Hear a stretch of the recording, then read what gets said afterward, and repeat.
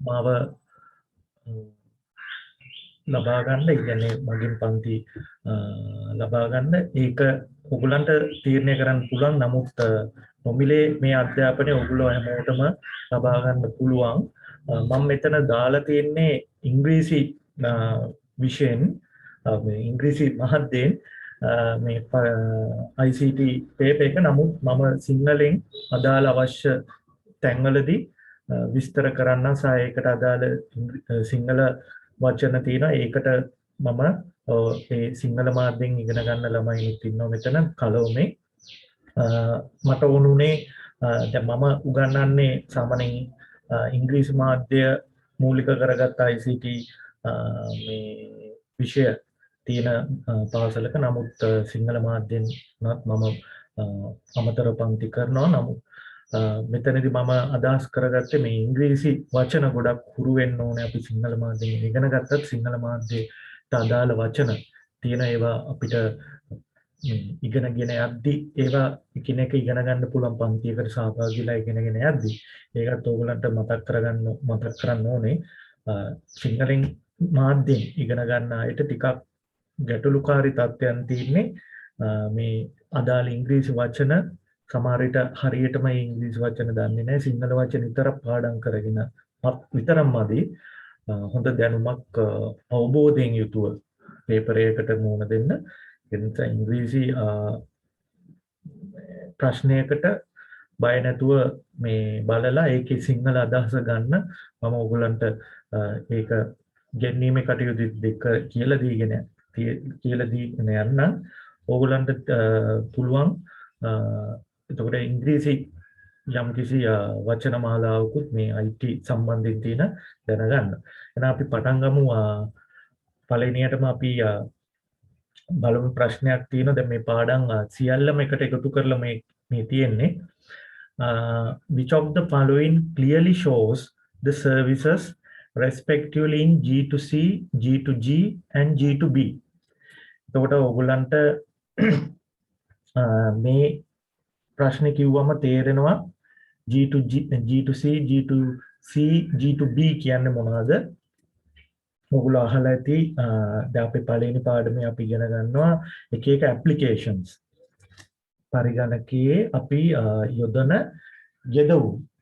මේ යෙදවුම් එක එක විශේෂ ක්ෂේත්‍රයන් ෆීල්ඩ්ස් වලට කඩනවා. අපි කඩනවා ගවර්න්මන්ට් වලින් දෙන සේවාවන්, ICT සේවාවන්, සෞඛ්‍යාංශයෙන් දෙන ICT සේවාවන්, අධ්‍යාපනයෙන් ලබා දෙන ICT සේවාවන්, කුෂිකර්මාන්තයේදී අපි යොදා ගන්න ICT සේවාවන්, අපි පුළුවන් ව්‍යාපාරික කටයුතු වලදී යොදා ගන්න ICT සේවාවන්, තව ව්‍යාපාරික හමුවීම් සම්බන්ධයෙන් වෙනම කියන්නේ පරිපාලන කටයුතු වගේම අභ්‍යන්තර පරිපාලනය කියන්නේ ෆැක්ටරි ඇතුලේ තියෙන ICT කටයුතු වගේම ඉම්පිටතේ කියන්නේ මැනේජ්මන්ට් පරිපාලන සම්බන්ධයෙන් තියෙන කටයුතු වලදී කියන්නේ ප්‍රොඩක්ෂන් ඇන්ඩ් මැනේජ්මන්ට් කියලා දෙකක් තියෙනවා. ඒ තැන් වලදී කොහොමද ICT ඇප්ලිකේෂන් කියන්නේ යෙදවුම්. mainly ඒවා මොනවාද? පරිගණක මුතුකාංග. ඒ දේවල්. තවත් තියෙනවා හાર્ඩ්වෙයාර් කොටස් එක්ක එකතු වෙච්ච කියන්නේ තුඩාංග එක්ක එකතු වෙච්ච පරිගණක මෙවලම්. එතකොට මේ කතා කරන්නේ මොන අංශය ගැනද? G2. G කියන්නේ ගවර්න්මන්ට්. G2C කියන්නේ රාජ්‍ය විසින් මේ අපේ මේ ඉන්න මේ රටේ පුරවැසියන්ට G2C. G2G කියන්නේ රජයකින් තව රජයකට දෙන ICT සේවාවන්. G2B government to business. රජයෙන් ව්‍යාපාරික ආයතන වලට ලබා දෙන සේවාවන්. ඒතකොට ඒවා හරියටම තියෙන services respectively. Respectively කියන්නේ පිළිවෙලින් තියෙන සේවාවන් අඩංගු පිළිතුර. ඒතකොට ඔයගොල්ලෝ දන්නවා අපි බලමු පිළිතුර මොකක්ද කියලා. aid for tourists කියන සේවාව. ඒ කියන්නේ ඒ අංශයෙන් tourist සංචාරකයන්ට ලබා දෙන aid කියන්නේ මේ මුදල් ආධාර නෙමෙයි. සංචාරකයන්ට ලබා දෙන මාර්ගෝපදේශන සම්බන්ධ. ඒතකොට ඒක ඒක මොන වගේ අංශයකටද යන්නේ? එතකොට map of Sri Lanka. map of Sri Lanka කියන රජයේ ලබා දෙන මේ සිටියම ඒක කාටද ඕන වෙන්නේ රජයෙන් ලබා දෙන business registration ඒකත් රජයෙන් ලබා දෙන දෙයක් ව්‍යාපාරික අයට. ඒතකොට ඔයගලන්ට හොයාගන්න පුළුවන් ලේසියෙන්ම යන්න පුළුවන් දේ මුලින්ම බලන්න ප්‍රශ්නෙකදී උත්තරවල ලේසියෙන්ම මුලින්ම තමුන් දන්න දේ ගැන හොඳ අවබෝධයකින් ඉන්න. දැන් business registration කියන එක ගොඩක් දුරට අනිත් දෙකට වඩා දැන් මෙතන ප්‍රශ්නයක් ඉන්න පුළුවන් මේ aid for tourists map of Sri Lanka government එකෙන් citizens ලට කියන්නේ පුරවැසියන්ට ලබා දෙනවා කියලා හිතන්න පුළුවන් map of Sri Lanka. නමුත් අපිට තාම 100%ක්ම මේ අපිට තීරණය කරන්න පුළුවන් business registration කියන එක ව්‍යාපාර ව්‍යාපාරික කිරීම government එකෙන් business අයට දෙන්නේ. ඒතකොට G2B තියෙන්නේ අන්තිමට මෙතන respectively කියන්නේ පිළිවෙල. ඒතකොට මෙතන අපි බලන්න ඕනේ business registration අන්තිමට තියෙන පිළිතුරු කීයක් තියෙනවද? ඒතකොට අපිට දෙවෙනි පිළිතුර අයින් කරගන්න පුළුවන් අපෙන් ඒක ගන්න බෑ කියලා. තුන්වෙනි අවස්ථාවට එන්නේ නැති නිසා. තුන්වෙනි අවස්ථාවට තියෙන්නේ business සම්බන්ධයෙන් දෙයක් නෙමෙයි. එතකොට ඒ විදිහට අපිට එකෙන් එක අයින් කරගන්න පුළුවන්. මේ විදිහට තමයි ප්‍රශ්නයකට අපි පිළිතුර හරියට තර්කානුකූලව හිතා ගන්න. ඊට පස්සේ අපි තුන්වෙනි පිළිතුරට යමු. information on loans. ඒතකොට information on loans කියන එක බලන්න government එකකින් government එකට ලබා දෙන දෙයක්ද? aid of tourists government එකකින් government එකට ලබා දෙන දෙයක්ද? aid of tourists. map of Sri Lanka government එකකින් government එකට ලබා දෙන දෙයක්ද map of Sri Lanka. එතකොට ගොඩක්ම අපිට map of Sri Lanka රජයකින් අපිට පුරවැසියන්ට තමයි ශ්‍රී ලංකාවේ map එක ලබා දෙන්නේ.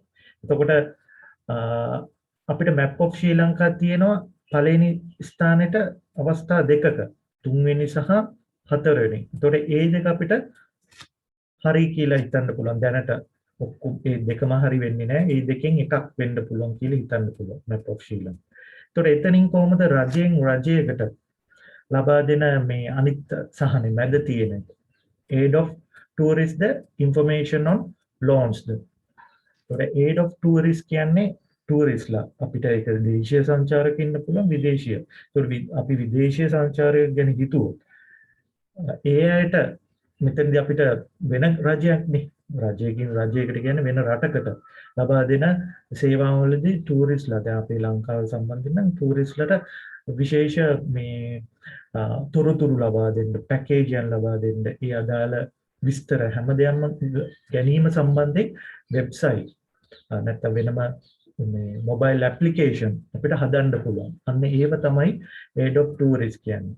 එතකොට සංචාරකයන්ට දෙන මඟ පෙන්වීම සම්බන්ධ. එතකොට අපිට උත්තරයක් එනවා හතරවෙනි එක ගන්න පුළුවන්. information on loans කියන එක අපිට එච්චරම අදාළ වෙන්නේ නැහැ. මේක අපිට government එකකින් government එකටත් විස්තර දෙන්න පුළුවන් loan සම්බන්ධයෙන්. ඊටත් ඒක ව්‍යාපාරික කටයුත්තකට ගොඩක් නැඹුරුයි. තුන්වෙනි ප්‍රශ්න උත්තරේදී තියෙන දෙවෙනි සේවාව. ඒ නිසා අපිට හතරවෙනි උත්තරයට යන්න පුළුවන් හරි උත්තරේ කියලා. ඒ විදිහට ක්‍රමක්‍රමයෙන් අපිට ෆිල්ටර් කරගන්න පෙරලා පිළිතුර හදාගන්න පුළුවන් වෙන්න ඕනේ. මේ විදිහට තමයි තර්කානුකූලව හරියටම උත්තරය ගන්න. අපිට හරියටම උත්තරේ දන්නේ නැත්නම් යම් දන්න තැනකින් පටන් ගන්න ඕනේ. හරි. එතකොට පළවෙනි ප්‍රශ්නෙට උත්තරය 3. මම මේ පේපර් එක ඔයගොල්ලන්ගේ group එකට දැන් ඔයගොල්ලෝ මගෙන් සම්බන්ධ වෙලා ඉන්න group වලට මම මේක දානවා. පිළිතුරු පත්‍රය වෙනම මාකින් ස්කීම් එක වෙනම දානවා. ඔයගොල්ලන්ට පුළුවන් වැඩිදුරටත් ඒක භාවිතා කරන්න. ඒක ඔයගොල්ලන්ගේ පාඩම් ඉගෙන ගන්න පාඩම් වලට යොදා ගන්න. right. දෙවැනියට අපි යනවා which of the following clearly shows the implementation of software respectively in 5G, 4G, 3G, 2G and 1G. එතකොට මේක කියන්නේ මොකද්ද? මේ G කියන කතන්දරේ. මේක මොබයිල් මේකේ පැටලෙන්න පුළුවන් විදිහට මේ ප්‍රශ්නේ අහලා තියෙන්නේ. Which of the following clearly shows the implementation of software? එතකොට පහත සඳහන් කරුණු වලින් software සම්බන්ධයෙන් implementation of software. ඒ කියන්නේ ඔයගොල්ලොන්ට මේක නිතරම එන්නේ නැති ප්‍රශ්නයක්. මොකද මේ මුලින්ම මම implementation of software කියන්න කලින් කියන්න මොකද මේ 5G 3G 4G and 2G සහ 2G සහ 1G. ඒතර ඔයගොල්ලන් මේක පටලවා ගන්න පුළුවන් මොබයිල් සමහර විට ඔයගොල්ලෝ දැන් 10 වසර 11 වසර ඉන්න ළමයි 10 වසර අධ්‍යාපනය ලැබලා ඉවරයිනේ ICT. ඒතර ඔයගොල්ලෝ දන්නවා මේ G කියන එක අපි යොදනවා මොබයිල් තාක්ෂණය සම්බන්ධ ජෙනරේෂන් කියන්නේ මොබයිල් ෆෝන් වල තියෙනවානේ අපි දැන් ඉන්නේ මොන මොබයිල් තාක්ෂණ ජෙනරේෂන් එකේද අපිනේ 4G මට්ටමේ 5G වලට යන්න ළඟයි. දැන් මේ කියන්නේ ඒ ගැනද ඒක තමයි මෙතනදී පැටලෙනවා නම් පැටලෙන්න තියෙන්නේ. දැන් අපි පේපරේ දන්නවා පළවෙනි පාඩම දෙවෙනි පාඩම තුන්වෙනි පාඩම සම්බන්ධයෙන් මේ මොබයිල් තාක්ෂණය සම්බන්ධයෙන් මුකුත් එහෙම නැහැ. අපේ විශේෂයෙන්ට එහෙම ඒ තාක්ෂණය ගැන ලොකුවට යන්නේ නැහැ. නෙට්වර්ක් කොටසදී අපි කතා කරනවා ජෙනරේෂන් ගැන යම් තා දුරකට. ඒ නිසා ඒක නෙමෙයි මෙතන අහන්නේ. මොකද්ද? පරිගණක ඉතිහාසයේ අපි දන්නවා පරිගණක බෙදෙනවා අපි පරම්පරා පහකට. අනේ පරම්පරා පහ ගැන තමයි පරිගණකයේ මේ පරම්පරා පහේ දෙයක් ගැන අහන්නේ. මොකද ඒ දේ shows the implementation of software used respectively කියන්නේ හැමතිස්සෙම මතක තියාගන්න පිළිවෙලින් කියන එක සිංහලෙන් ඒ ප්‍රශ්නය සිංහල මාධ්‍යයෙන් අහලා තිබුණොත් පිළිවෙලින් කියන එක. ඒතකොට පිළිවෙලින් අපි හොයන්න ඕන උත්තර. ඒතකොට implementation of software කියන්නේ software වල තියෙන software ආරම්භ වෙච්ච implementation කියන්නේ මූලාරම්භය කියන එක. ඒකට මූලාරම්භය පරිගණක උතුකාංග වල මූලාරම්භය මේ ජෙනරේෂන් පහ යටතේ මූලාරම්භ වුණු පරිගණක මුදුකාංග මොනවද කියලා තමයි අහන්නේ. ඒකට අපි පටන් ගන්න ඕනේ මේ අපි දන්න ජෙනරේෂන් එක. කියන්නේ අපි දැන් ඉන්නේ 5G පස්වන පරම්පරාව. අපි දන්න පස්වන පරම්පරාව මොන මුදුකාංගද හැදුනේ කියලා. අපි බලමු පළවෙනි උත්තරවල පළවෙනි කොටසට දාලා තින්නේ මොකක්ද කියලා. birth of OS. කියන්නේ පරිගණක OS එක කියන්නේ operating system එක. කියන්නේ අපි දන්නවා මේ අපේ පරිගණකයේ පටන් ගන්න අපිට ඕන මෙහෙයුම් පද්ධතිය operating system මෙහෙයුම් පද්ධතිය මේ ගැනයි OS එක කියන්නේ. ඒතකොට කෙටි යෙදුම් ගැන අවබෝධය තියෙන්න ඕනේ. ඒ වගේ මේ GUI කියන එක ගැන අවබෝධය තියෙන්න ඕනේ. ඒවා මම පන්ති වලට ඔයගොල්ලෝ සහභාගී වෙද්දී ඉදිරියේදී ඒවා කියලා දෙනවා. මෙතනදී ඔයගලන්ට ජෙනරල් අයිඩියා එක ගන්න තමයි මේක පේපර් එකක් කරන්න. මොකද දැන් මේ දවස්වල ඔයගලන්ට පාසල් වල ඔයගලන්ට දෙන අර්ධ වාර්ෂික නැත්නම් දෙවන වාර විභාග පැවැත්වෙන කාලේ. ඒ නිසා ඔයගලන්ට යම්කිසි උදව්වක් වෙයි කියලා හිතනවා. මේකේ birth of OS කියන්නේ පරිගණක මෙහෙයුම් මුදුකාංග උපත සිද්ධ වුණේ 5G ඒ කියන්නේ අපේ කාලේ පරම්පරාවේ නෙමෙයි. ඒක ඊට බොහොම කලින් තුන්වන පරම්පරාවේ සිදු වුණු දෙයක්.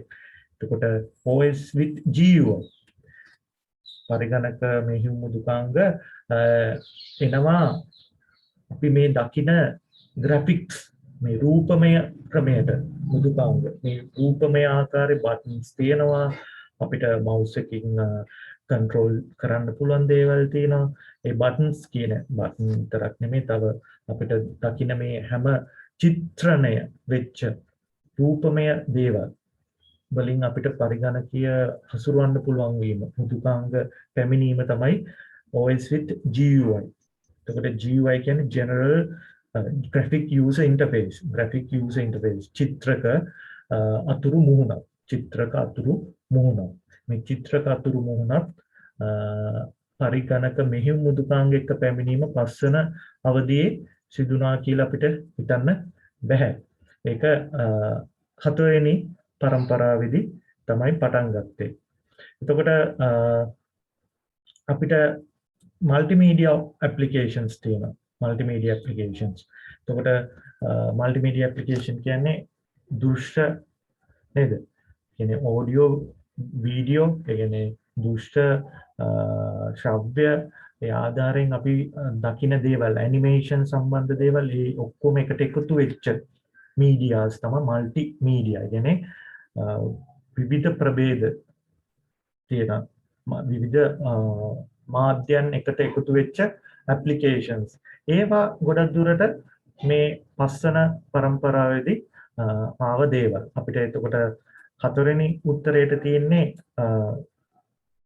ආයත OS with GUI. එනිසා අපි අදහසක් ගන්න පුළුවන් මේ උත්තරවල මුලින්ම ඒ උත්තර හතරෙම පළවෙනි අවස්ථාව බලලා ඒ ප්‍රශ්නයට අනුව ඒක තීරණය වෙනවා ඒ හිතන විදිය. එතකොට අපි පොඩ්ඩක් මේ අච්චු පොතට ගියොත් අපේ ඉතිහාසය සම්බන්ධ කොටසට ඕගොල්ලන් දන්න පළවෙනි පාඩමේ අන්තිම පිටුවල තමයි මෙන්න මේ කාරණේ තියෙන්නේ පොතේ vertical side. ඒ කියන්නේ කෙලින් අතට මේ පිටු දාලා තියෙන්නේ. ඕගොල්ලන් බලන්න මෙතන මල්ටිමීඩියා මේ පස්වන අවස්ථාව අපි ඉන්නේ. එතකොට අපිට හතරන අවස්ථාවත් අපි බලමු. මෙන්න මේ ඕගලන්ට බලන්න පුළුවන් භාවිතා කරන ලද මුතුකාංග කියන කොලම් එක. ඒ කොටස. එතනින් තමයි මේ ප්‍රශ්නේ අහලා තියෙන්නේ. ඒතර ඕගලන්ට කොයි අවරි මේ කොලම් එකක් එන්න පුළුවන්. නිතරම ඔයගොල්ලෝ දැන් සමහර විට දන්නවා ඇති නිතරම අහන්නේ ප්‍රධාන දුර්දාංග තාක්ෂණය ගැන. ප්‍රධාන දුර්දාංග කියන්නේ main hardware technology එක. ගැන තමයි ගොඩාක්ම මේ papers වල තියෙන්නේ කතාවට ලක් වෙන්නේ. නමුත් මේක භාවිතා කරන ලද මුතුකාංග පවා ඔයගොල්ලෝ ටිකක්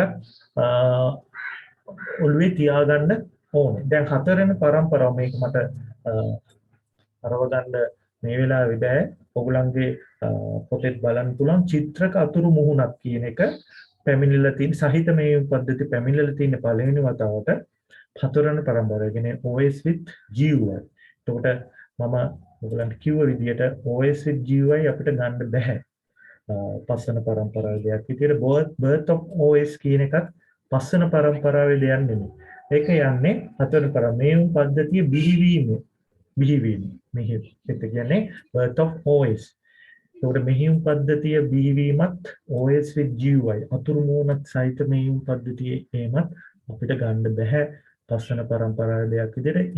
එතනින් පටන් ගන්න පුළුවන් මේකට උත්තර හොයන්න. ඒකට අපිට multimedia applications ගැන හිතන්න පුළුවන්.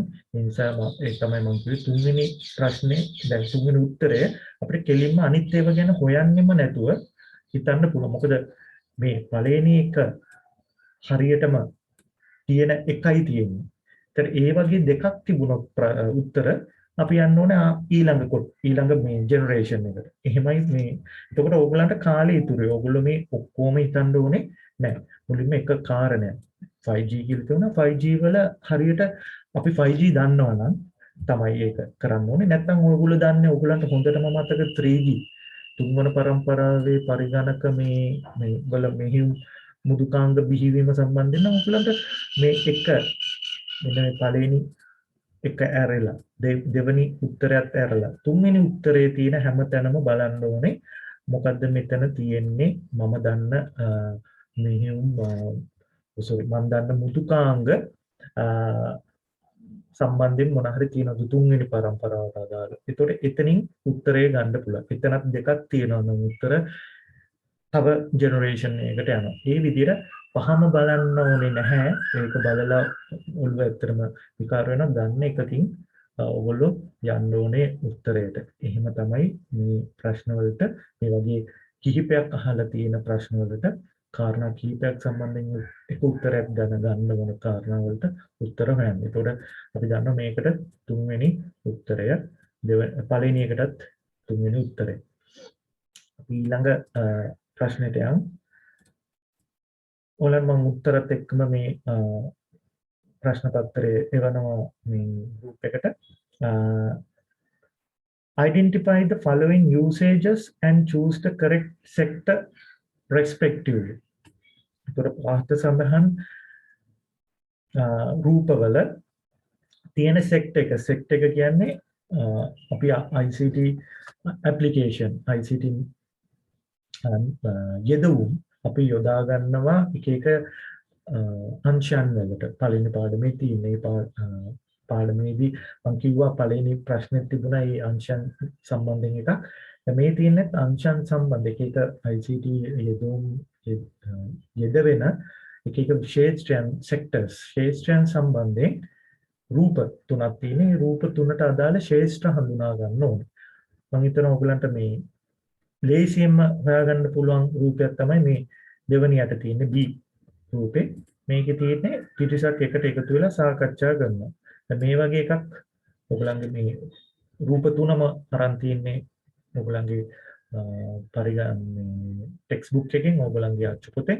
ඉතින් ඒ අච්චු පොතේ ඔයාලට මතක ඇති කිහිප දෙනෙක් එකතු වෙලා සාකච්ඡා කිරීම වීඩියෝ සම්මන්ත්‍රණ කියන යෙදවුම මේ තියෙන්නේ මේ අය මෙතන මේ තියෙන්නේ ඔයාලට පේනවා හොඳට බැලුවොත් මේ රූපවාහිනියේ තිරයකට තමයි කට්ටිය ඉන්නේ. අනිත් කීප දෙනා ඉන්නේ යම්කිසි කාර්යාලයේ කාමරයක් තුල. අනිත් අය ඔක්කොම වීඩියෝ මාධ්‍යයෙන් තමයි සම්මන්ත්‍රණයට යොමු වෙන්නේ. ඒක ව්‍යාපාරික කටයුතු වලදී තමයි අපිට යොදා ගන්න පුළුවන් මේ ශාස්ත්‍රය. අපිට සාමාන්‍ය දැන් මමත් ඕගොල්ලොත් එක්ක මේ සම්බන්ධ වෙලා තියෙන්නේ Zoom කියන app එක හරහා ඒකත් වීඩියෝ සම්බන්ධන සඳහා යොදා ගන්න ICT application එකක්. දැන් මෙතනදී අපි වීඩියෝ ගනුදෙනුවක් නෙමෙයි කරන්නේ. නමුත් අපි යම්කිසි දැනුම බෙදා ගැනීම සම්බන්ධයෙන් නමුත් මේ Zoom application එකත් උදාහරණයක්.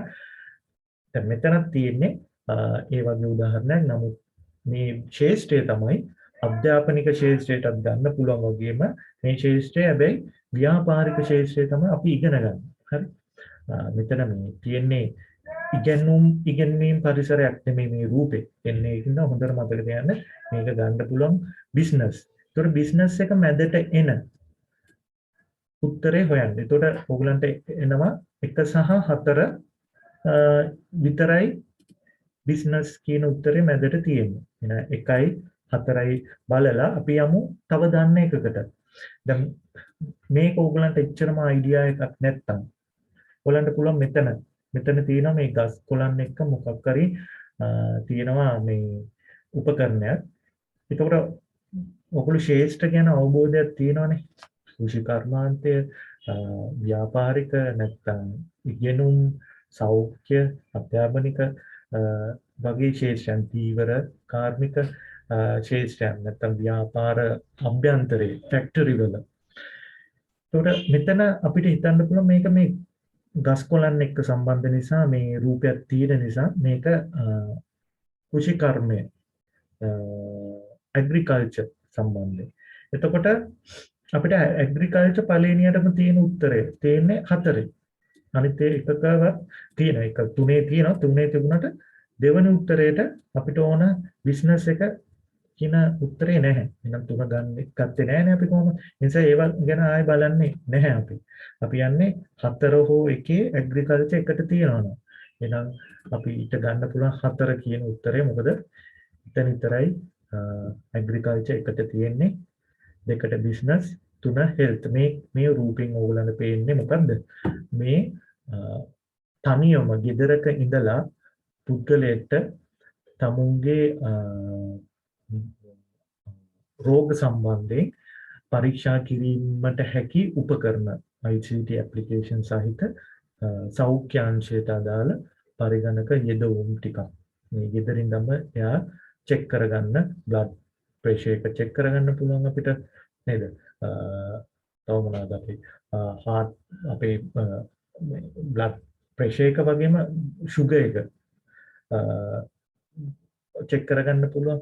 මේ දේවල් උපකරණ දැන්ටත් අපිට තනි පුද්ගලයෙක්ට භාවිතා කිරීමේ හැකියාව තියෙන ඒවා තියෙන. ඒ කොටස තමයි health එක තමයි. ඒකට ඒකත් අපිට දැනුවත් නම් අපිට උත්තරේ 4 කියලා තෝරගන්න පුළුවන්. එහෙනම් අපි ඊළඟට යමු.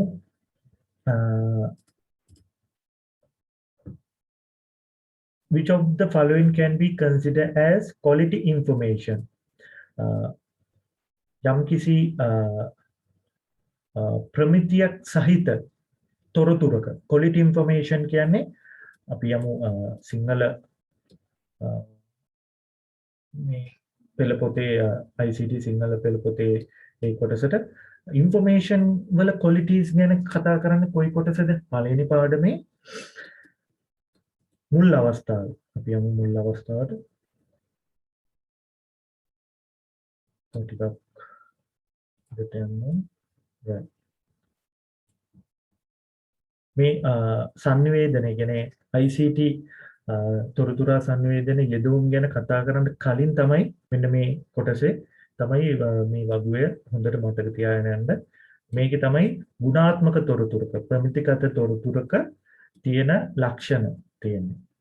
ඒකට අපි ප්‍රශ්නේ අහන්නේ which of the following can be considered as quality of information? ගුණාත්මක තොරතුරක අපිට දකින්න පුළුවන් වන ලක්ෂණ මේ උත්තර හතරෙන් මොනවාද?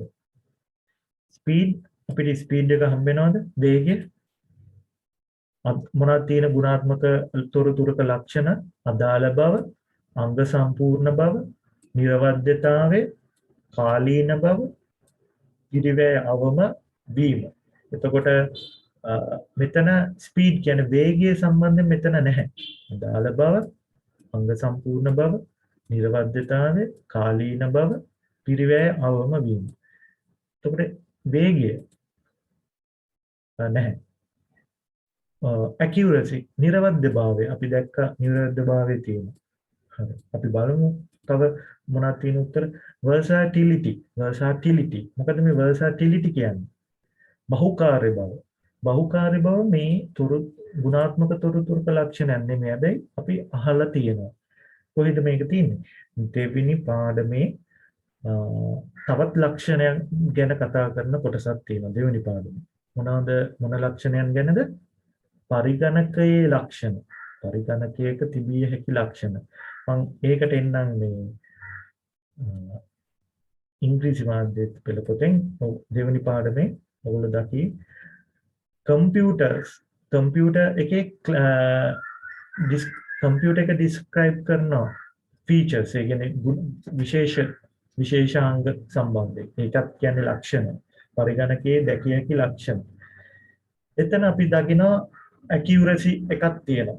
ඒ කියන්නේ පොදුවේ ගන්න පුළුවන් එකම එකයි තියෙන ඔය දෙකේම ඔයගලන්ට පේන accuracy නිර්වද්‍යභාවය නිර්වද්‍යතාවය. අනිත් ඒවා ඔක්කොම වෙනස්. හැබැයි එතන තමයි ඔය versatility කියන එක බහුකාර්ය බව සිංහලෙන් බහුකාර්ය කියන්නේ පරිගණකයකට වැඩ ගොඩාක් එකවර කරන්න පුළුවන් බහුකාර්ය පරිදයක් බහුකාර්ය උපකරණයක් ඒක. එතකොට ළමයි ස්පීඩ් එක තියෙන්නේ එතන.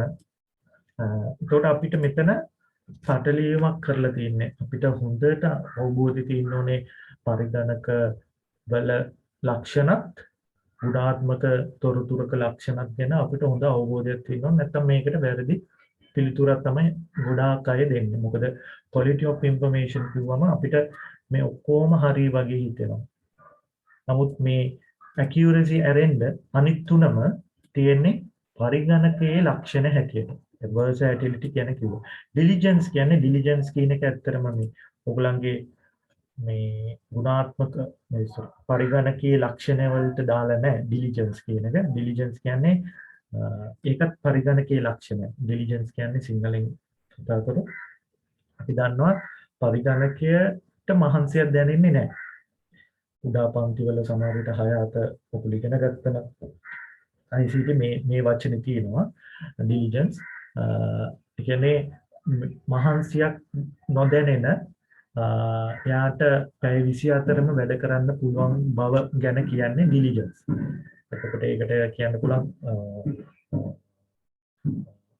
මේ අපිට වචනයක් සිංහලෙන් දෙන්න පුළුවන් කාර්යක්ෂම භාවය වගේ දෙයක්.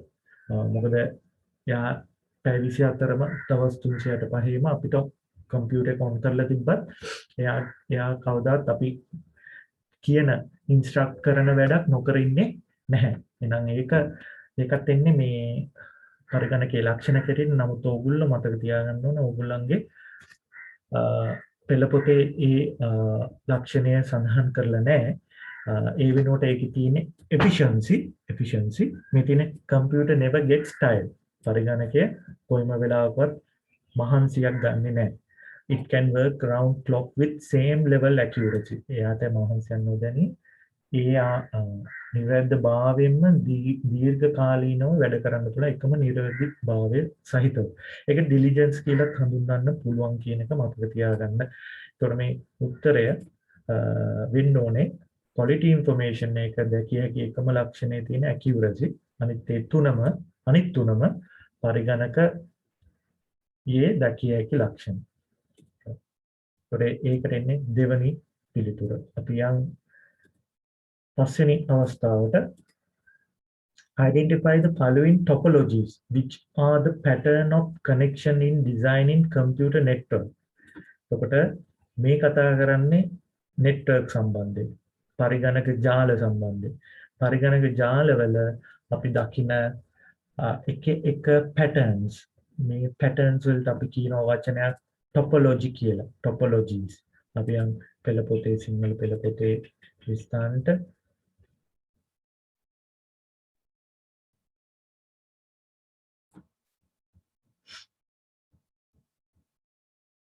එතකොට ටොපොලොජි වචනේ ජාල ස්ථල විද්‍යාව.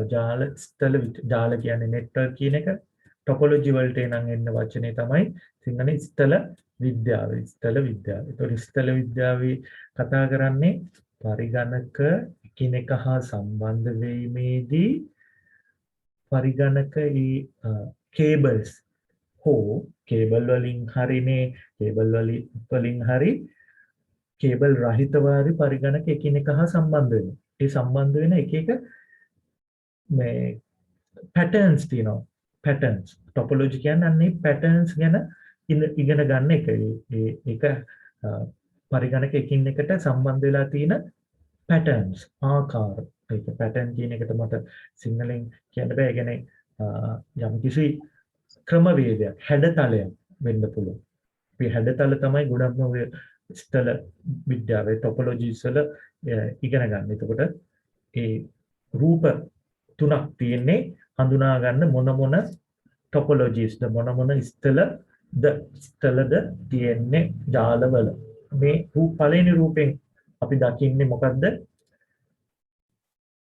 මේකට අපි කියනවා බස් ටොපොලොජි. බස් ස්ථල මේ තින්නේ බසේක ආකාරයට ජාලගත වීම. එතකොට මේ තින්නේ බසේක ආකාරය. මේ බසේක ආකාරයට කියන එකේ තේරුම එක තනි ලයින් එකකට යන්නේ. මුලින්ම ප්‍රධාන කේබල් එක තියෙනවා. මේ වෙන පාටක් ගන්න. ප්‍රධාන කේබල් එක මේ මැදින් යනවා. කහ පාටට මම අඳින්නේ. ඒක තුල තමයි අනිත් පරිගණක එකිනෙකට සම්බන්ධ වෙන්නේ. පරිගණක වගන නෙමෙයි. වෙනත් උපකරණත් එකිනෙකට සම්බන්ධ වෙන්නේ මේ තනි කේබල් එක තුල. තනි කේබල් එකක්. ඒකට කියනවා බෑක්බෝන් කේබල් එක කියලා. ප්‍රධාන කේබලය හරහා තමයි මේක අපිට සම්බන්ධ වෙන්නේ. ඒක ගැන වැඩිදුර ඉගෙන ගන්න පුළුවන්. අපි පාඩම් මාලාවේදී මම 11 වසර ළමයිට අවස්ථා දෙකක් තව අවස්ථාවක් දීලා තියෙනවා. 11 වසරේ පාඩම් කරගෙන යන අතරතුර 10 වසරේ පාඩම් වලටත් සහභාගී වෙන්න අවස්ථාව දීලා තියෙනවා. ඒක ඕගොල්ලෝ ඒකට ලොකු අවස්ථාවක් මම දැන් කරගෙන යන්නේ. මාස 6කින් ඕගොල්ලන්ගේ විභාගය එනවා. ඒ විභාගයට ඕගොල්ලන්ට ඒකක් ගන්න පුළුවන් විදිහට ඒ කියන්නේ ඉක්මනින් සමහර විට දැන් සතියේ දවස් දෙකක් නෙමෙයි තුනක් දාන්න වෙයි පේපර් ඩිස්කෂන් එකකුත් නැත්නම් ප්‍රශ්න ඒ පාඩම් වල කෙටි ප්‍රශ්න අපි හඳුනාගෙන ඒවලට උත්තර සාකච්ඡා කරනවා. දැන් මෙහෙම නෙවෙයි සාකච්ඡා කරන්නේ ඕගොල්ලොන් එක්ක ඕගොල්ලන්ගේ ෆීඩ්බැක් එක අරන්. මෙතනදී මට ඒක චරම් දුරට කරන්න බෑ. මේක ඕගොල්ලන් මුලින්ම හඳුනා ගන්න ඕනේ සීමිත පිරිසයි බඳවා ගන්න. මොකද මම කරන්නේ හැමෝම සහභාගී කරවගෙන තමයි පාඩම ගෲප් ක්ලාස් එකක් වුණත් අපි කරන්නේ හැමෝම සහභාගී කරගෙන. මොකද මට වැදගත් වෙන්නේ ඔයගොල්ලන්ගේ රිසල්ට් එක මිසක් කොච්චර ප්‍රමාණයෙන් මට ඉන්නවද කියන්නේ නෙමෙයි. මොකද ඉන්න පොඩි ප්‍රමාණය වුණත් ඒකක් දැම්මොත් තමයි ඒකේ ගුණාත්මක භාවය තියෙන්නේ. නැතුව ඉන්න පිරිස ඉඳලා මට මුදලක් එන්න පුළුවන්. නමුත් ඉන්න එක්කෙනා මොනවාද ඉගෙන ගන්නෙ මේ කාර්යයට ඉගෙන ගන්නවද එයාගේ රිසල්ට් එක මොකද්ද පස්සෙන් පහු කොහොමද මම එයාව ෆලෝ කරන්නේ ෆලෝ අප් කරලා එයා ඉගෙන ගත්තද තේරුණාද කියන එක ප්‍රශ්න කරලා අහන්න බැරි නම් පාඩමක් නිකන් අහගෙන ඉන්න එක ගොඩක් දැන් මම දැකලා තියෙන නොමිලේ කියන්නේ නොමිලේ මේ වගේ නොමිලේ දුන්නට කමන පාඩමක් නොමිලේ දෙද්දී ළමයි ඕගොල්ලෝ නිකන් අහගෙන ඉන්නවා නම් ප්‍රශ්නයක් අහන්න බැරි නම් මට මෙතනදී ප්‍රශ්නයක් අහන්න දෙන්න බැරි වෙන්නේ මම ඔයගොල්ලන්ට ප්‍රශ්න වලට පිළිතුරු වලට අදාළ තියරිත් එක්ක විස්තර කරගෙන යනවා. ඔයගොල්ලන්ට මතක් කර ගැනීමක් තමයි කරන්න පුළුවන්. පාඩම් වලට සහභාගී වුණාම පාඩම් ඔන්ලයින් සෙෂන් යද්දී ඔයගොල්ලන්ට ප්‍රශ්න අහන්න පුළුවන්. දන්නේ නැති ඒවා निराකරණය කරගන්න පුළුවන්. ඒම වෙන්නේ නැත්නම් මේ පේපර් එක තනියම කරන්න බෑ. ඔයගොල්ලෝ වලට ගිහිල්ලා තනියමනේ ඉඳගන්නේ. මම නෙමෙයි කතා කරන මම නෙමෙයි ගිහිල්ලා උත්තර දෙන්නේ. ඒක ඔයගොල්ලෝ ගාව ඔළුවේ තියෙන්න ඕනේ. අහගෙන ඉඳලම විතරක් බෑ. සමහර දේවල් තියෙනවා ප්‍රැක්ටිකල් කරන්න. ඒවා අපිට වෙලාව ලැබෙන පරිදි අපි ප්‍රැක්ටිකල් වලට යොමු වෙනවා. ප්‍රැක්ටිකල් නැත්නම් කරලා පෙන්නනවා. සමහර පරිගණක අපි දැන් Word Excel PowerPoint access තියෙන ඒවා ප්‍රැක්ටිකල් කරලා බලලා තමයි උත්තර ගන්න ඕනේ. විශේෂයෙන්ම ප්‍රෝග්‍රෑමින් පැත්ත පැස්කල් කරලා පාවිච්චි කරලා බලලා තමයි අවුට්පුට් එක බලලා තමයි ගන්න ඕනේ. නැත්නම් ඔළුවට යන්නේ නැහැ ලොජික් එක. ඒවා කරනවා අපි ක්ලාස් වල. ඉතින් හැමෝටම පරිගණකයක් තියෙනවා නම් ඒකට අවස්ථාව දෙනවා මම.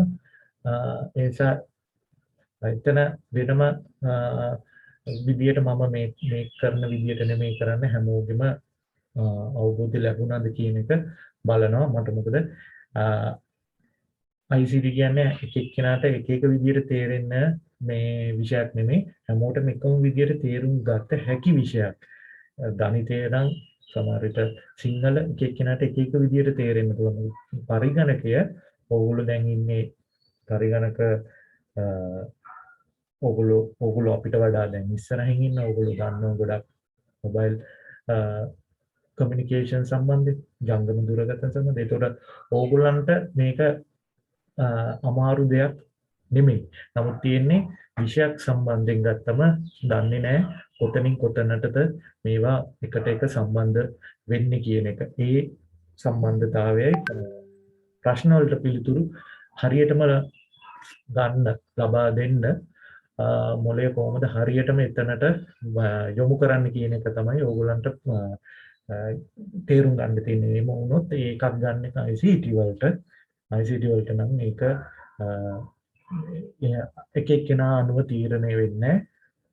ඕගොල්ලන්ට හරියටම දැනුම ලැබෙනවා නම් එක එක්කෙනා අනුව ඒක ඩිපෙන්ඩ් වෙන්නේ නැහැ. ගණිතය නම් කාරණා සමහර විට නීරස වෙනවා සමහර අයට. එතන තියෙන්නේ වෙනම විද්‍යාව එක්කන මනෝවිද්‍යාව සම්බන්ධයෙන් එතන වෙනම දෙයක් තියෙන්නේ. ICT නමුත් සරල මේ සාමාන්‍ය එදිනෙදා ජීවිතේ භාවිත වෙන දෙයක් හැටියටයි දැන් ගණන් ගන්නේ. හරි. එනිසා මේක මතක තියාගන්න හැමෝටම මේකක් ගන්න පුළුවන්. අනිවාර්යයෙන්ම මේ විශේෂයෙන්ම මම පන්තියකට මගේ පන්තියකට සහභාගී වෙනවා. මම අතාරින්නේ නැහැ. අතාරින්න දෙයක්වත් නැහැ. මොකද දන්නේ නැත්නම් ආයෙ කියන දෙන්න පුළුවන් මට්ටමේ දෙයක්. ඒ කියන්නේ තේරෙනවා අනිත් එක. එකපාරින් දෙපාරින් කියද්දි මේ දේවල් තේරෙනවා. right. එතකොට අපිට පළවෙනි රූපෙන් තියෙන්නේ බස් එක, බස් ටොපොලොජි. එතකොට අපි මං කියපු අර ලොජික් එක යූස් කරොත් මෙතනට පළවෙනි එක දන්න නිසා අපිට පළවෙනි උත්තරේට තියෙන්නේ බස් කියන උත්තරය නම් ඒක කොහෙද තියෙන්නේ? ඒක කොයි උත්තරවලද තියෙන්නේ කියන එක බලන්න අපිට යන්න පුළුවන් උත්තරවලට. එතකොට 2 4 කියන උත්තරවල මේ බස් කියන ටොපොලොජි එක අපි දකිනවා තියෙනවා. එතකොට 2ක් තියෙන නිසා අපිට ආය යන්න වෙනවා තව රූපයකට. මේ රූපේ අපිට ගොඩාක් හුරු පුරුදු රූපයක්. මේක තරු ආකාරයේ ජාලගත කිරීම.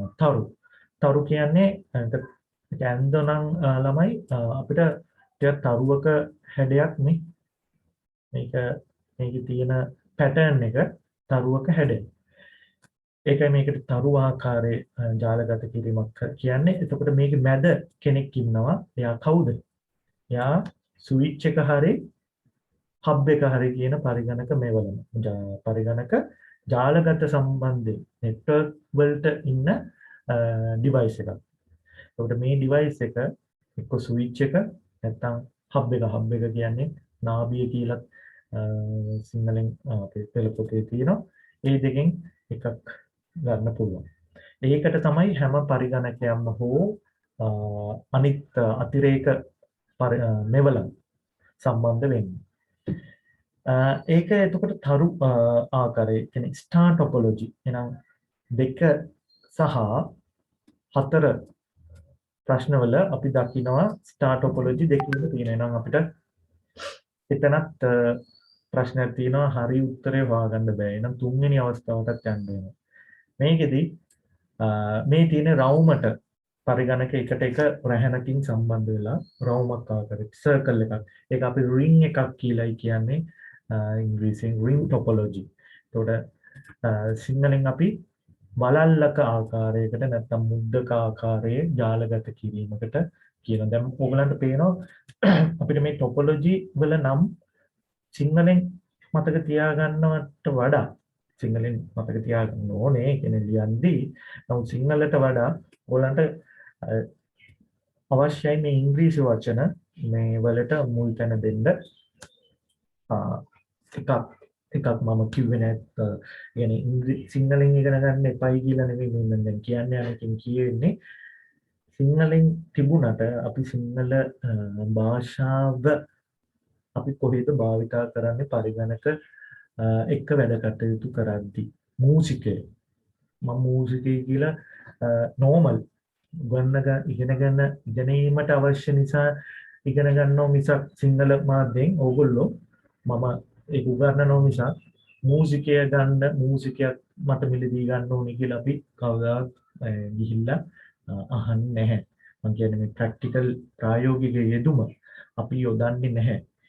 ඒක නිසා මේ සිංහල ඉගෙන ගන්න එපයි කියන එක නෙමෙයි කියන්නේ. එතන හේතුවක් තියෙනවා. දැන් චීන ජාතිකයේ පරිගණක වැඩ කරන්නේ කොහොමද ඔයගොල්ලෝ දැකලත් ඇති.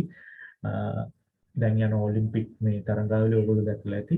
ජපාන් ජාතිකය ඒගොල්ලන්ගේ භාෂාවෙන් තමයි මුලින්ම පටන් ගන්න. ඒ ජාත්‍යන්තර උත්සවයක් ජාත්‍යන්තර ක්‍රීඩා උත්සවයක් වුණත් පටන් ගන්න ඒගොල්ලන්ගේ භාෂාවෙන් දේවල් කියලා. ඒගොල්ලන්ට ඒකට තැන තියෙන නිසා ඒගොල්ලන්ගේ භාෂාව. අපේ භාෂාවට එහෙම ජාත්‍යන්තර තැනක් නැහැ. අපිට බැරි නෑ ඇති කරගන්න ජාත්‍යන්තර තැන නෙමෙයි මම කියන්නේ පරිගණක යෙදවුම් සම්බන්ධයෙන් අපිට සිංහල මාධ්‍යයෙන් තියෙන පරිගණක යෙදවුම් පරිගණක මුතුකාංග වල වචන අපිට වැඩියෙන් යොදා ගැනීමේ වෙනම සැලැස්මක් තියෙන්න ඕනේ. එතන ඕගොල්ලන්ට නෙමෙයි ඒකේ වැරද්ද යන්නේ. ඕගොල්ලෝ ඉගෙන ගන්නවා. ඕගොල්ලන්ට යොදා ගන්න තැනක් නැහැ, අවස්ථාවක් නැහැ. ඒක තියෙන්නේ රාජ්‍යයක යුතුයකමක්. ඒක අපි ඉගෙන ගන්නවා මේ 11 වෙනි වසරේ අන්තිම පාඩමේ යම් පොඩි කොටසක් තියෙනවා. මොනවාද අපේ තියෙන IT සහ අපි මේ ICT කොහොමද සමාජගත කරන්නේ? දැන් IT සමාජගත කරන්න ඕන නිසා තමයි ඕගොල්ලන්ට සිංහල මාධ්‍යෙ මේක දීලා තියෙන්නේ. මොකද සිංහල බහුතරයක් ඉන්නේ ඕගොල්ලෝ සිංහලෙන් කතා කරන්නේ. ඒතකොට නමුත් සිංහල වචන අපි යූස් කරන්නේ නැත්නම් පරිගණකයට අදාළ පරිගණක වැඩ කරද්දී ඒක ඇති කරලා දෙන්න ඕනේ. ඒකට සමාජය පෙළඹවන්න ඕනේ රජයක් සහ ඒ රජයට අදාළ ආයතන විසින්. ඒකත් ඕගොල්ලෝ දැනගන්න ඕනේ. ගොඩක් ඕගොල්ලන්ගෙන් අහනවා ඇති ඕගොල්ලන්ටත් ප්‍රශ්නයක් සමහර විට වෙලා ඇති. මේ සිංහල ඉගෙන ගත්තට අපි සිංහලෙන් ඒ වචන යූස් කරන්නේ නැත්නම් ඒක ඕගොල්ලන්ට නෙමෙයි දෝෂාරෝපණය වැරද්ද තියෙන්නේ. ඕගොල්ලෝ තියෙන නිසා ඉගෙන ගන්නවා. ඕගොල්ලන්ට ඉස්කෝලෙන් කිව්ව නිසා ඉගෙන ගන්නවා. ඕගොල්ලන් ඉස්කෝලේ විදුහල්පති ගන්න තීරණය මත ඒක සිද්ධ වෙන්නේ. ඕගොල්ලන්ට බෑ තනි තීරණයක් ගන්න. ඉංග්‍රීසි වලින් ඉගෙන ගන්න ආසාවක් තියෙන කෙනෙක් වුණත් සිංහලට යොමු වෙන්නේ අදාළ පාසලේ විදුහල්පති ගන්න තීරණය. ගත්තොත් මගේ පන්තියේ ළමයිට මගේ ඕලෙවල් සහාය වසරේ ඉඳන් ඉගෙන ගන්න ළමයිට සිංහල මාධ්‍යෙන් දෙන්නේ කියලා. ඒක එතනදී සිංහල මාධ්‍යෙන් අනිත් විෂයන් ඉගෙන ගන්න අයට උනත් ඉංග්‍රීසි මාධ්‍යෙන් ICT කර ගැනීම හැකියාව තියෙනවා. මම කියන්නේ ඕගොල්ලොන්ට ඒක එහෙම උනායි කියලා තීරණය කරන්න බෑ. ඒක පාසල විදුහල්පති තීරණය කරන්න ඕනේ. මම කියන්නේ වඩා හොඳයි ගියොත් ඉංග්‍රීසි මාධ්‍යයට මට මෙතන කිසි මේ ප්‍රශ්නයක් නැහැ. සිංහල මාධ්‍යෙන් ඉගෙන ගන්න ළමයිටත් ඒකක් ලැබිය හැකි. මොකද ඔය සමහර නොදන්න වචන ඕගොල්ලෝ තියනවා නම් ඕගොල්ලන්ට ඉංග්‍රීසි වචනේ ලිව්වම වඩා අනිවාර්යයෙන්ම උත්තර ලබා දෙන්න වෙනවා. ඒ උත්තර පරීක්ෂකවරුන්ට බලන අයට පේපර් බලන අයට ඒක මොකද ඉංග්‍රීසියෙන් වා ලියලා තියෙන්නේ. ඔයාට ප්‍රශ්නේ තේරලා තියෙනවා සිංහලෙන්. උත්තරේ දීලා තියෙනවා ඉංග්‍රීසියෙන්. යම් තැන්වල තියෙනවා හරියටම සිංහලෙන් දෙන්න ඕන තැන්. ඒවා මගේ පන්තියේදී මම සාකච්ඡා කරනවා. ඒ තැන් මොනවාද? ඉංග්‍රීසියෙන් කොහෙදද අපිට වචන යොදන්න පුළුවන් කියන එක මම කියන දැන් මේ වගේ අවස්ථාවකට අපිට ඉංග්‍රීසි වචනේ ලියන්න වෙද්දි ස්ට්‍රක්චර් පේපර් එකේ තමයි ওই ප්‍රශ්නේ ඉන්නේ. ලියන්න වෙද්දි ඉංග්‍රීසි වචනයන් දෙකක් අපි කියන ටෙක්නිකල් ටර්ම්ස් කියලා මේ වලට. මේවා පරිගණකයේදී භාවිතා වෙන වචන. දැන් ඔයගොල්ලෝ ඉගෙන ගන්න ඕනේ මම දන්නේ කුෂිකර්ම මොනාරි සිංහල භාෂාවේදී ඉගෙන ගන්න සමහර විට කමතේදී යොදා ගන්න ලබන භාෂාව. ඒතර ඒ කමතේදී තියෙන මේ භාෂාව පරිගණකවලදී යොදා ගන්නා ලබන terms වචන. මේ වචන ගොඩක් තියෙන ඉංග්‍රීසියෙන්. ඒකට අදාළ සිංහල වචන නුදන්නුනායි කියලා දන්නේ කියලා උත්තරයට ඔයගොල්ලෝ ඒක ඉංග්‍රීසියෙන් ලියුවයි කියලා ප්‍රශ්නයක් වෙන්නේ නැහැ සමහර තැන්වල. ඒත් තේරුණා. right. එහෙනම් අපි දන්නවා තුන්වෙනි එක ring topology. වලල්ලක ආකාරයේ ජාලගත වීමක්. එහෙනම් ඒක හතරවෙනි උත්තරයට තමයි අපිට යන්න වෙන්නේ. මොකද දෙවෙනි උත්තරේ අපි හරි කියලා කිව්වට තුන්වෙනි කොටසට ඇවිල්ලා තියෙන ring topology නෙමෙයි. mesh කියන්නේ තව එක්තරා ජාලගත ආකාරයක් topology එක. හරි. ඒතර උත්තරේ අපිට ලැබිලා තියෙන්නේ 4 කියලා. right. එහෙනම් අපි ඊළඟට යමු වෙමු 6 වෙනි ප්‍රශ්නෙට. මේ තියෙන්නේ පරිගණක කමියුනිකේෂන් එක සම්බන්ධයෙන් ට්‍රාන්ස්මිෂන් අපි පරිගණක සංනිවේදනයේදී යොමු වෙන අවස්ථා තුන. අපි අපේ පෙළ පොතෙන් එතනට යමු. තොර සම්ප්‍රේෂණ විධි තුනක් තියෙනවා. දත්ත සම්ප්‍රේෂණ කරන්න data transmission modes විධි තුනක් තියෙනවා. ඔයගොල්ලෝට මතක ඇති අපි බලමු රූපත් එක්ක අහන්නේ මේ විධි තුන මේ රූපවල තියෙන්නේ මොන විදියද කියලා අහන්නේ. ඒතර පළවෙනි එකේ ඔයගොල්ලන්ට පේනවා දුරකථන සංවාදය ටෙලිෆෝන් කන්වර්සේෂන් එකක්. එතකොට මේ මොන විදියද? මේකේ අපි මේක බලමු නිකන් try කරන්න උත්තර ඔයගොල්ලන්ගේ දන්න නම් ඔයගොල්ලෝ මේ කොටස කරලා තියෙනවා නම් අපි බලමු උත්තරයක් ඔයගොල්ලන්ට මම හිතන unmute කරන්න පුළුවන් කියන්න ඔයගොල්ලෝ මේ පළවෙනි එක දන්නවනම් සම්ප්‍රේෂණ විදිය නැත්නම් මේ ටෙලිෆෝන් කන්වර්සේෂන් එක මොන ක්‍රමයකටද තියෙන්නේ දෙදෙනෙක් අතර සංවේදනයේ දෙන්නෙක් අපිට පුළුවන් ඕනම වෙලාවක දෙපැත්තේ ඉන්න දෙන්නට කතා බහ කරන්න නේද? ඒකට කිසි මේ බාධාවක් නැහැ. කෙනෙක් කතා කරද්දී අනිත් කෙනාට ඒ වෙලෙම එයාට දත්ත එවන්න පුළුවන්. අපේ කටහඬ තමයි එතනදී දත් කටහඬ සවුන්ඩ් එක කියන එක තමයි දත්. අපි දන්නවා දත්ත වර්ග තියෙනවානේ. පළවෙනි පාඩමේ අපි ඉගෙන ගන්නවා. data types of data ප්‍රභේද. data types කියන්නේ තව එකක්, types of data කියන්නේ තව එකක්. මුල් පාඩමේ තමයි types of data. ඒ කියන්නේ දත්ත පරිගණකයට ලබා දෙන විදි සහ data types. දත්ත ප්‍රරූප කියන්නේ තව එකක්. ඒක ප්‍රෝග්‍රෑමින් වල එන්නේ. දත්ත එක එක විදියට පරිගණකයට ලබා දෙන්න පුළුවන්. ඒක එක වර්ගයක් තමයි voice.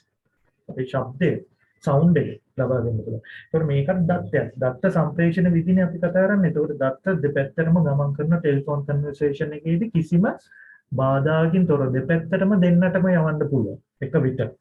එහෙනම් ඒ ප්‍රරූපේ ඒ විදිය මොකද්ද? ඒ සම්ප්‍රේෂණ මොඩ් එක මොකද්ද? ඒක ෆුල් ඩුප්ලෙක්ස්. ඒ කියන්නේ පූර්ණ දිව්පත. ඩුප්ලෙක්ස් කියන්නේ දිව්පත. ඩුප්ලෙක්ස්. පූර්ණ දිව්පත දෙපැත්තටම එක විට තොරතුරු ගලා ගමන් කිරීමේ හැකියාව. එහෙනම් අපි මේක දන්නවා නම් අපිට බලන්න පුළුවන් උත්තර 4. ෆුල් ඩුප්ලෙක්ස් තියෙන්නේ කොයි උත්තරේද? ඉතින් අපිට එතනදී නම් මම කියපු මේ ක්‍රමය මම කියපු තර්කන ක්‍රමය ඔයගොල්ලෝ යූස් කරොත් ඔයගොල්ලන්ට ඉක්මනින් උත්තරය හොයාගන්න පුළුවන්. අපිට ෆුල් ඩුප්ලෙක්ස් අනිත් පළවෙනි කොටසට පළවෙනි කැලලට ෆුල් ඩුප්ලෙක්ස් කොහෙවත් නැහැ, එක උත්තරයක විතරයි තියෙන්නේ. ඒ නිසා අනිත් ඒවා බලන්න ඕනේ නැහැ, කෙලින්ම ඉර ගන්න. මොකද මේ දැන් මෙතන මම බැලුවට ඕගොල්ලොත් එක්ක දෙවෙනි එක හරියද තුන හරියද කියලා අනිත් ඒවලට ඕගොල්ලෝ යන්න ඕනේ නැහැ. මොකද ඕගොල්ලෝ එකක් අනිවාර්යයෙන්ම හඳුනාගත්තා නම් ඒ උත්තරය වෙන කොටස් ඒ අදාළ කොටස වෙන උත්තරවල නැත්තම් ඔගොල්ලෝ මොකද කරන්න ඕනේ? කෙලින්ම උත්තරේ ගැව්වා ඊළඟ එකට ගියා. මොකද වෙලාව සීමිතයි. ඔගොල්ලෝ කාලය මේ මුල් ප්‍රශ්න සාමාන්‍යයෙන් එන්නේ ලේසි ප්‍රශ්න.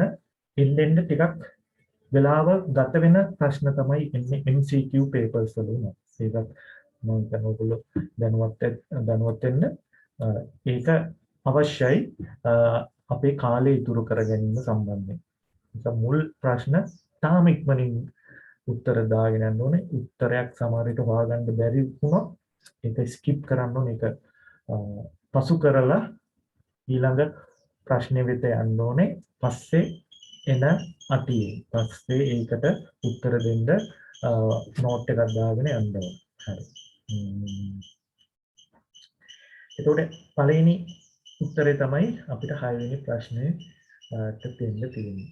මොකද අනිත් ඒවා අපි දන්නවා දැන් B කොටස කියන්නේ වෝකි ටෝකි එකක් තියෙන්නේ. ඒ උපකරණ. ඒක තියෙන්නේ එක අවස්ථාවකදී එක්කෙනෙක්ට පමණයි එක පැත්තකට සම්ප්‍රේෂණ දෙන්න පුළුවන්. අනිත් කෙනාට දත්ත සම්ප්‍රේෂණය කරන්න බෑ. යාගේ වොයිස් එක යවන්න බෑ. එයා ඉන්න ඕනේ අහගෙන. අරයා අනිත් පැත්තෙන් ඉවර කරාම ඕවර් කියලා කිව්වම තමයි මෙයා පටන් ගන්න එයාගේ ශබ්දය යවන්න සම්ප්‍රේෂණය කරන්න. එතකොට එතන අර්ධ දිව්පතයක් තියෙනවා. half duplex එක. එහෙනම් අනිත් කොටස මෙතන තියෙන මොකද්ද මේ ටීවී එකක දේවල් බලන්න අපිට සැටලයිට් මාර්ගයෙන් එන තොරතුරු උපයෝගී කරගන්න පුළුවන්. සැටලයිට් ටීවී වල ගන්න ඩයලොග් සැටලයිට් ඒ වගේ තියෙනවා. ඒ වගේ ක්‍රමවේදයක් අපිට යූස් කරන්න පුළුවන්. ඒකේ මොකද්ද? ඒක ඒකපත. ඒක දිවිපත. එතකොට ඒ කියන්නේ එතන එක පැත්තකට පමණමයි අනිත් පැත්තේ ඉන්න කෙනාට කවදාවත් ආය සම්ප්‍රේෂණයක් කිරීමට හැකි වෙන්නේ නැහැ. එක පැත්තකින් ලැබෙන තොරතුරු ගන්න දත්ත සම්ප්‍රේෂණය වෙද්දී වෙනකන් ඒක ගන්නවා විතරයි. හරියට දැන් මේ මම ඕගොල්ලන්ට කතා කරන එකත් එක්තරා වෙලාවකදී ඒක වෙන්නේ ඒකපත ක්‍රමය.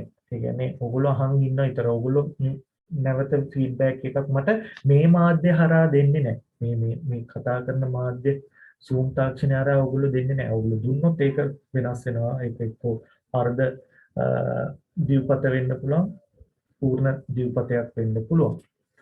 එතන තමයි මේ වෙනස තියෙන්නේ. හරි. එතකොට පළවෙනි අපි 7 වෙනි ප්‍රශ්නෙට යමු. හරි. අපි ළමයි ප්‍රශ්න මට ලැබෙන වෙලාව සීමිතයි. මම බලාපොරොත්තු වෙන්නේ ටිකක් වැඩි වෙලාවක් ගන්න. හැබැයි හැම ප්‍රශ්නයක්ම සාකච්ඡා මට්ටමින් මෙහෙම විස්තර කරගෙන යද්දී ටිකක් වෙලාව අපිට හැම එකටම මදි වෙනවා. අපි තව දවසක සම්මන්ත්‍රණ මාලාවක් දාගමු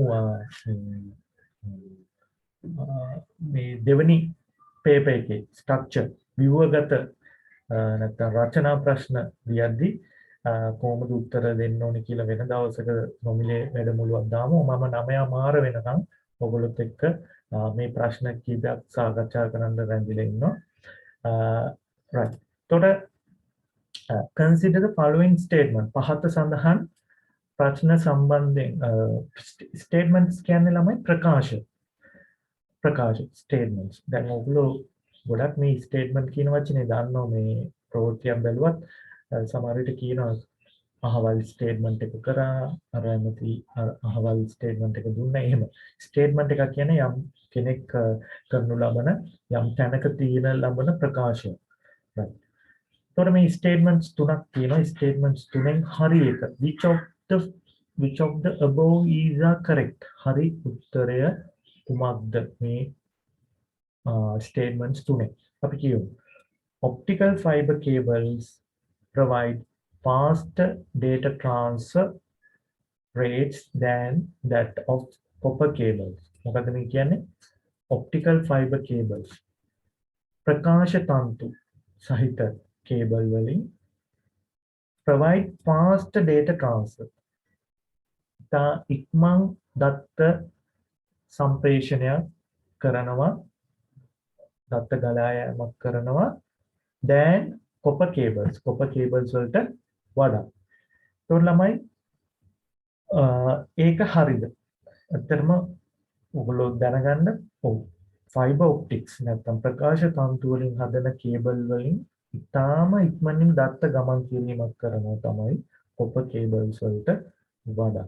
ඒක තමයි සත්‍යය. ඒතොරයි අපි මේවා කතා කරන්නේ guided media යටතේ. නියමු රහන් සහිත කියන සම්ප්‍රේෂණ විදිය ඔස්සේ.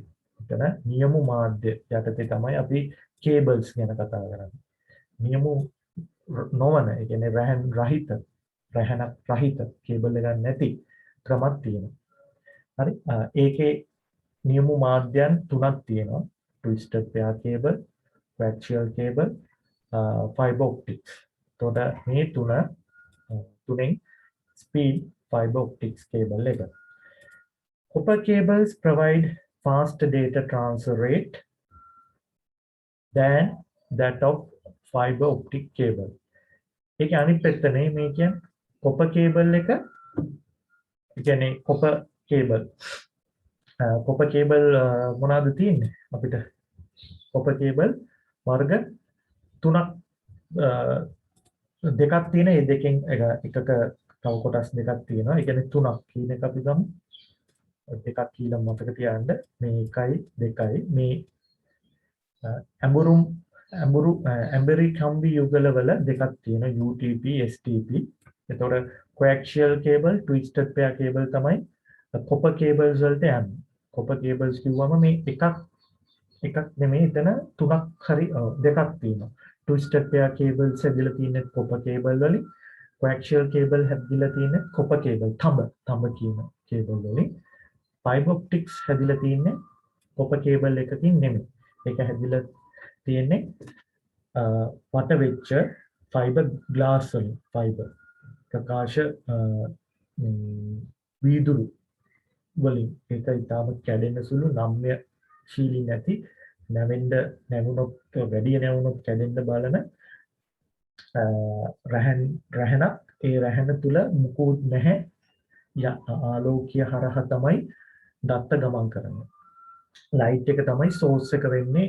කියන්නේ ලයිට් එක තමයි මීඩියම් එක වෙන්නේ. කියන්නේ මාධ්‍ය වෙන්නේ තොරතුරු ගමන් කරන. සෝස් එක නේ සෝස් ඩෙස්ටිනේෂන් කියලා අපි දෙකක් ඉගෙන ගන්නවනේ මේ පාඩමේ මුලදී. ඒ කියන්නේ දත්ත ගමන් කරන්න සෝස් එක තියෙන්න ඕනේ.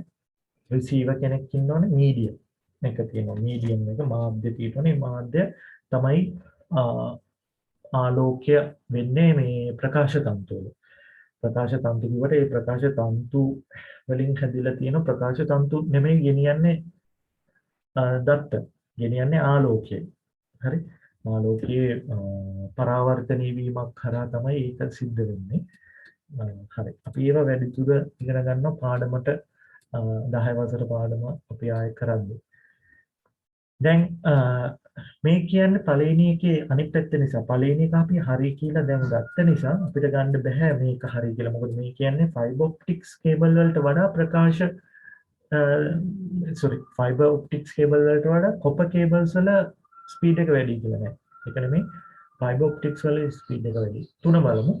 Copper cables are more expensive than fiber optics cables. Optical fiber කියනවා නැත්නම් fiber optics කියලා කියනවා. copper cables ගණන් වැඩිලු නෑ. ඒකත් නෙමෙයි. හරි. fiber optics නැත්නම් optical fiber ප්‍රකාශ තන්තු වලින් හැදිච්ච රැහන් තමයි ගණන් මුදලින් උත් මිලෙන් ඉහළ. මොකද ඒවා හදන්න තාක්ෂණය ටිකක් යොදන්න වෙනවා මේ බරපතල විදිහට වගේම දැන් ඒ වලින් හදුවම ස්පීඩ් එක වැඩිනේ. ඒ කියන්නේ ඒ වල ඉල්ලුම වැඩි. ඒවා හදන්නත් ටිකක් මුදලක් යනවා වගේම ඒක ඒ වගේ ප්‍රකාශ තන්තු තියෙන ඒවා ඉක්මනින් යොදා ගන්නවා වැඩවලට. මොකද ඒකෙන් ස්පීඩ් එක වැඩිපුර ලැබෙනවා. ස්පීඩ් එක වැඩි කර ගැනීම එක අවශ්‍යතාවයක් පරිගණකයේ නේද? අපි ඉගෙන ගත්ත පරිගණක ලක්ෂණ ස්පීඩ්.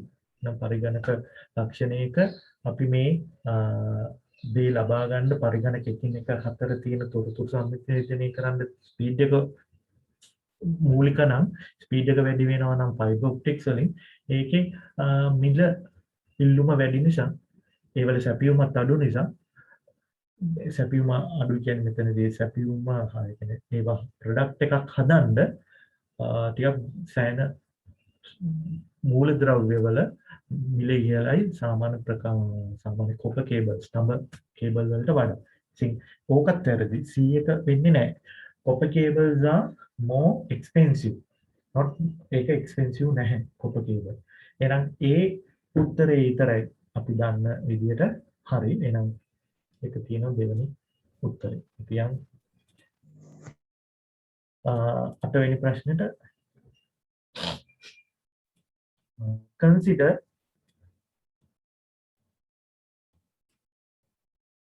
ළමෙක් ප්‍රශ්න අපි 9 මාරට විතර මේක අවසන් කරන්න ඉන්නේ ප්‍රශ්න අපිට පුළුවන් කතා කරන්න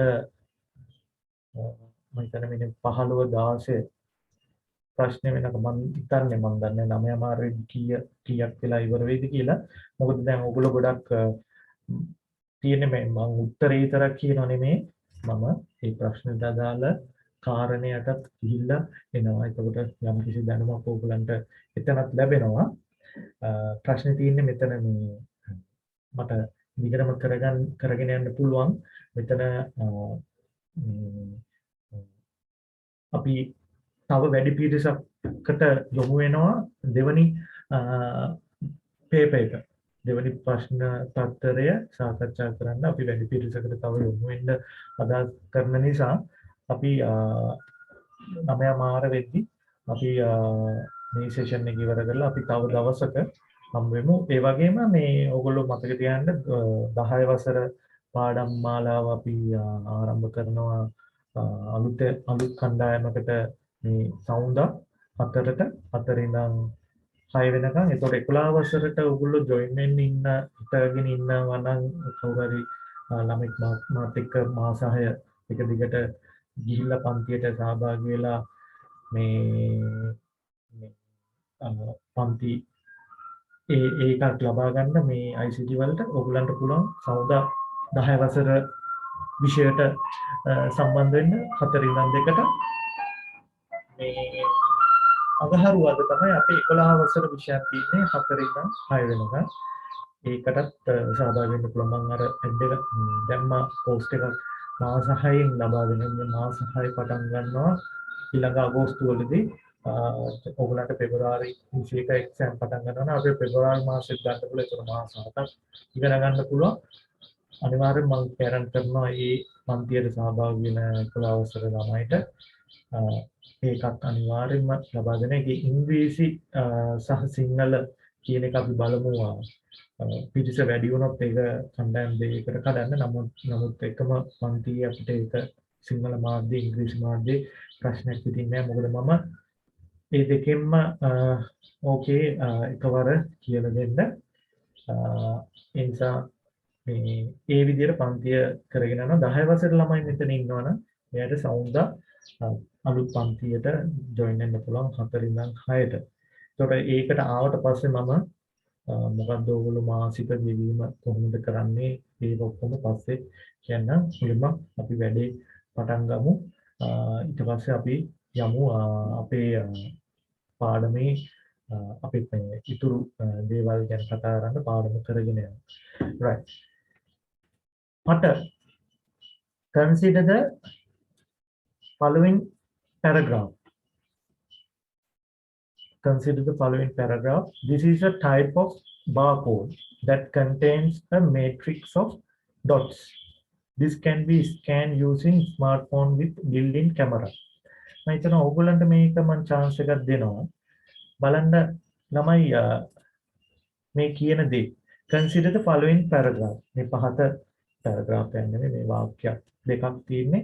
ඒක පොඩක් මේ හඳුනා ගන්න කියනවා. මොකද්ද මේ highlight කරපු කොටසෙන් කියන්නේ අපි පොඩ බලමු මොකද්ද මේ කියන්නේ this is type of barcode කියන්නේ තීරුකේත කියවන සිංහලෙන් තීරුකේත කියවන barcode ඔයගොල්ලෝ දන්නේ barcode කියලා තීරුකේත කියවන කොහෙවත් අපි use කරන්නේ නැහැ සාමාන්‍ය එළියට ගියාම මොන උත්තරයි ප්‍රශ්නේ තියෙන්නේ සිංහල මාධ්‍ය අයට වැඩි වැඩියෙන් use වෙනවා නම් ඔයගොල්ලන්ට වැඩි වැඩියෙන් සිංහල විෂයෙන් සිංහල මාධ්‍යෙන් යන්න පුළුවන් මේකේ තර්කයක් නැහැ සිංහල මාධ්‍යෙන් කරන අය අධෛර්යයට පත් කරනවා නෙමෙයි සිංහල මාධ්‍යෙන් කරන අයට තව තවත් ධෛර්යමත් කරනවා ඒගොල්ලෝ ඉගෙන ගත යුතුයි කියලා දවසක මොකටද දවසක ඕගොල්ලෝ තමයි වැඩි හිටිය වෙන්නේ ඕගොල්ලන්ට පුළුවන් සිංහල මාධ්‍යෙන් යෙදවුම් හදන්න දැන්ටත් හැදෙගෙන එනවා ඒක මදි රටක් විදියට මදි වෙන රටවල් අපි පළවෙනි ලෝකයේ රටක්ම වෙන්න ඕනේ නැහැ ළමයි සිංහල මාධ්‍යයෙන් වැඩ කරන්න අපිට පෙළපොත් ඇවිල්ලා තියෙනවා අපි සිංහල මාධ්‍යයෙන් වෙන තාක්ෂණ ඉගෙන ගන්නවා ඇයි අපිට බැරි මම ඕගොල්ලන්ට කියන්නේ මොකද අපේ කාලය දැන් අපි තමයි දැන් මේ ගුරුවරයෙක් හැටියට ඕගොල්ලන්ට දෙන්න ඕනේ අපේ කාලේ දැන් යම් කිසි ප්‍රමාණයක් ඇවිල්ලා තියෙන නමුත් මේක සමහර තීරණ එන්න ඕනේ උඩින් ඕගොල්ලෝ දන්නේ නැහැ ඒ තැන් වලට අදාළ තැන් වලට තීරණ හරියට ක්‍රියාත්මක වෙන්නේ නැහැ ළමයි දැන් සිංහල මාධ්‍යයෙන් ප්‍රචලිත කරන්න වැඩපිළිවෙල තියෙනවා යුනිවර්සිටි වල විශ්වවිද්‍යාල වලින් තමයි ඒව එන්නේ ඒ වලට උසස් අධ්‍යාපන අමාත්‍යාංශ වලින් දෙනවා නමුත් ඒ සමහර ව්‍යාපෘති එතනින් සමහර විට ගලාගෙන යන්නේ මහජනයට එහෙම තැන් ගොඩාක් අපි මම දැකලා තියෙනවා ගුරුවරයෙකුට අපි දැකලා තියෙනවා සමහර ඒවා හරියට ක්‍රියාත්මක වෙන්නේ නැහැ ඒවලට ඉඩ දෙන්නේ නැහැ සමහර පෞද්ගලික ආයතන වල ක්‍රියාත්මක වෙන ඔය දැන් හෙළකුරු එක ඒකට කොච්චර රජෙන් මැදිහත් වෙන්න පුළුවන්ද නමුත් ඒක යම් කිසි පෞද්ගලික ආයතනයකින් කරන තාම හොඳ ක්‍රමවේදයක් සිංහලෙන් අපි දැන් යූස් කරනවා නේද අපි වචන පාවිච්චි කරනවා අපි voice command දීලා සිංහලෙන් type කරගන්නවා ඒක ඒ වගේ දේවල් නිර්මියුම් වෙන්න ඕනේ එතකොට තමයි අපි සිංහල යූස් කරන්නේ අපි ICT යෙදුම් වල ප්‍රශ්නයකට තියෙන එහෙම ඒවා තව ඕගොල්ලන්ගේ කාලෙදී ඕගොල්ලෝ විසින් ඒ කියන බලාපොරොත්තුෙන් තමයි මේ සිංහල පෙළපොත් මෙහෙම ඇවිල්ලා තියෙන්නේ ඒ නිසා ඒකට අධෛර්යමත් වෙන්න ඕනේ සිංහල මාධ්‍යෙන් ඉගෙන ගන්න කෙනෙක්ට එයත් තමුන්ගෙත් වගකීමක් තියෙනවා මේ ශිෂ්‍ය විදියට ඕගොල්ලෝ සිංහල වචන යූස් කරන්න ඕනේ ඒක මේ එතන අපේ සමාජයෙන්ම තියෙනවා අපේ ජාතියෙන්ම තියෙන ප්‍රශ්න සිංහල අපි යූස් කරනවා එකට පොඩ්ඩක් නේද සෙකන්ඩ්නේ අන්න එතන අපි හදා ගන්න ඕනේ ඒවා තියෙන ඇටිටියුඩ්ස් වල ඒවා තියෙන්නේ තාක්ෂණික නෙමෙයි ඒවා ඇටිටියුඩ්ස් ප්‍රශ්න ඒක වෙනම අංශයක් කතා කරන්න ගන්න හොඳ වැඩි හමුන්නේ නැහැ නමුත් අපේ තාක්ෂණයට සම්බන්ධව අපි කතා කරොත් සිංහල තාම අපි ඉන්නේ අපේ තාක්ෂණයේදී සිංහල භාවිතය තාම ප්‍රශංසනීය මට්ටමක නෙමෙයි ඕගොල්ලෝ දන්නවා නම් අනිත් භාෂා කතා කරන ඉංග්‍රීසි ඇරෙන්න ඒ අය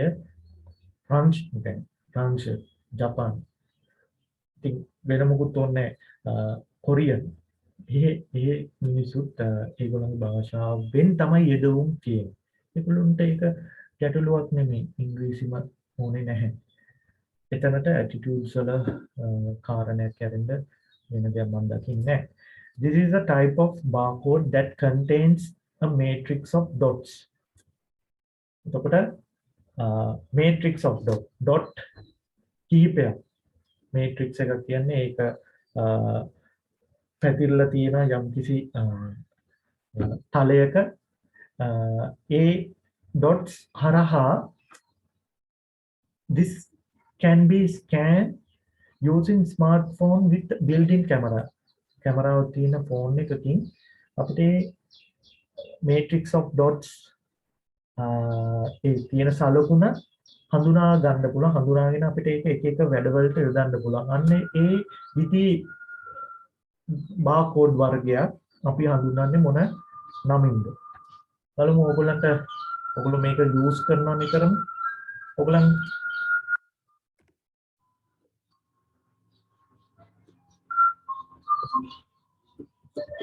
එලකුරු PC එකට ඩවුන්ලෝඩ් කරන්න බැරි නැහැ. මම හැබැයි මම මගේ කීබෝඩ් එකේ අවුලක් තියෙනවා.